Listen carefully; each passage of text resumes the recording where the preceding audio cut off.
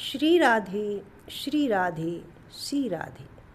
माँ जगदम्बे को हमारा कोटि कोटि नमन है।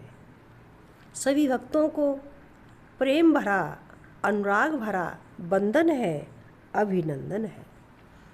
आइए सुनते हैं प्रथम स्वरूप माता शैलपुत्री माँ की कथा। वंदे वांछित लाभाय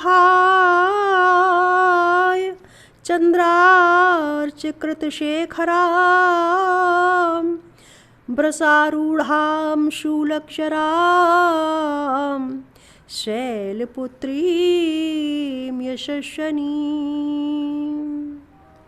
शैलपुत्री मैया की जय हो। प्रथम शैलपुत्री माँ दुर्गा अपने पहले स्वरूप में शैलपुत्री के नाम से जानी जाती हैं। यह पर्वतराज हिमालय के यहाँ पुत्री के रूप में उत्पन्न हुई, पुत्री के रूप में इनका जन्म हुआ, इसलिए इनका नाम शैलपुत्री पड़ा। यह वृषभ पर स्थित रहती हैं। दाहिने हाथ में त्रिशूल और बाएं हाथ में कमल पुष्प सुशोभित रहता है।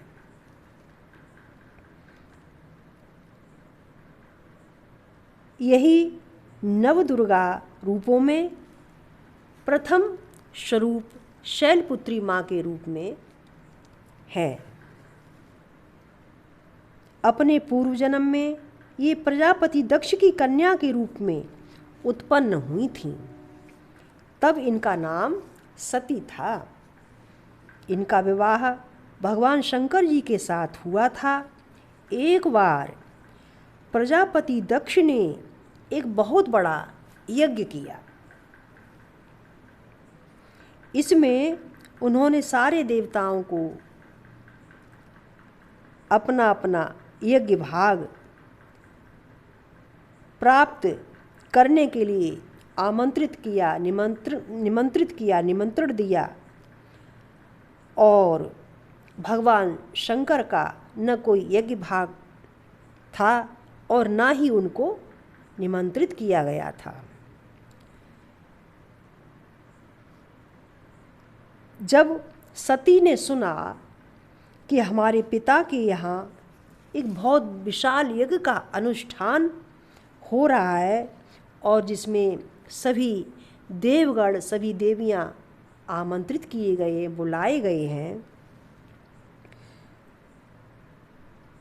तो वहाँ उनका मन पिता के घर जाने के लिए विकल हो उठा और अपनी यह इच्छा उन्होंने शंकर जी को बताई।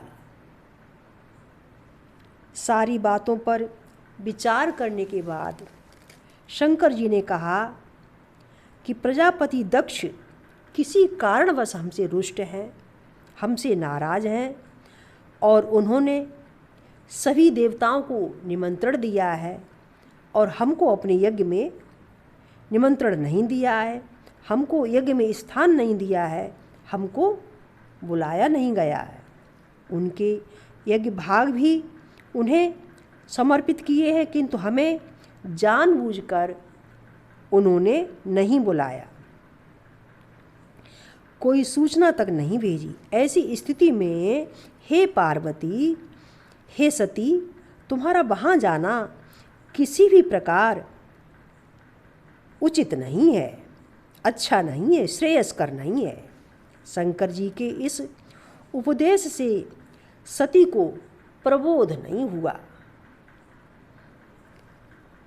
पिता का यज्ञ देखने और वहाँ जाकर माता से, बहनों से मिलने की इच्छा और उनकी व्याकुलता किसी भी प्रकार कम नहीं हुई।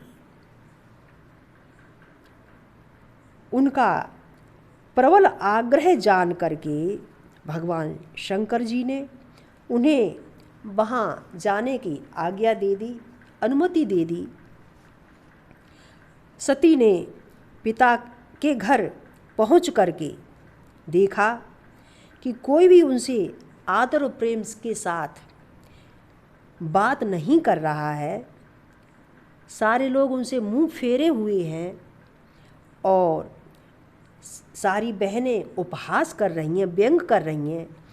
एक माता अवश्य प्रेम पूर्वक मिली और बाकी के सभी कोई भी उनसे प्रेम पूर्वक बातचीत नहीं की और न ही कोई प्रेम पूर्वक मिला। बहनों की बातों में व्यंग था, उपहास था, उपहास के भाव भरे हुए थे। परिजनों के इस प्रकार व्यवहार से उनके मन को बहुत ही क्लेश हुआ, बड़ा दुख हुआ। माता सती ने यह भी देखा कि वहाँ चातुर्दिक अर्थात चारों तरफ भगवान शंकर जी के प्रति तिरस्कार का भाव भरा हुआ, सबके अंदर तिरस्कार का भाव है। दक्ष ने उनके प्रति कुछ अपमानजनक वचन भी कहे। यह सब देख करके माता सती का हृदय क्षोभ से, ग्लानि से, दुख से भर गया, क्रोध से संताप हो उठा। उनके अंदर क्रोध से बहुत संताप हो उठा। उन्होंने सोचा भगवान शंकर जी की बात न मान करके हमने अच्छा नहीं किया। सती को आभास हुआ कि हमने भगवान शंकर की बात नहीं मानी, ये हमने अच्छा नहीं किया, ये हमने बड़ी गलती की है। वह अपने पति भगवान शंकर के इस अपमान को किसी भी तरह सह नहीं सकी और उन्होंने अपने उस स्वरूप को दक्ष यज्ञ में तत्क्षण वहीं तत्काल योगाग्नि में जला करके और भस्म कर दिया।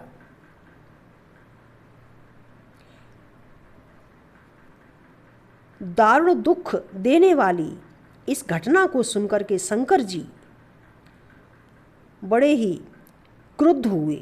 उन्होंने अपने गणों को भेज करके और दक्ष यज्ञ का पूर्णतः विध्वंस करा दिया, नष्ट करा दिया। सती ने युगाग्नि द्वारा अपने शरीर को भस्म कर दिया और अगले जन्म में वह शैलराज हिमालय के यहाँ पुत्री के रूप में उत्पन्न हुई। पुत्री के रूप में शैलराज हिमालय के यहाँ फिर जन्म लिया। इस बार वह शैलपुत्री नाम से विख्यात हुई। माता पार्वती, माता शैलपुत्री का एक नाम हेमवती भी है। उपनिषद की एक कथा के अनुसार उन्होंने ही हेमवती स्वरूप में देवताओं के गर्व का भंजन किया था। देवी हेमवती के रूप में उन्होंने देवताओं के गर्व का भंजन किया था।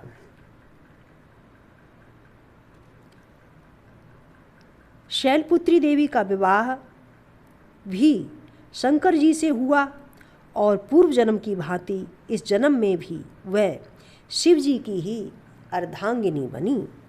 नवदुर्गा रूपों में प्रथम शैलपुत्री का महत्व और शक्तियाँ अनंत हैं। नवरात्र पूजन में प्रथम दिवस इन्हीं की पूजा उपासना की जाती है। इस प्रथम दिवस की उपासना में योगी जन, साधक जन, भक्त जन अपने मन को मूलाधार चक्र में स्थित करते हैं और इनके स्वरूप की साधना करते हैं और यहीं से नवदुर्गा व्रत उपासना साधना प्रारंभ होती है। बोलिए शैलपुत्री मैया की जय।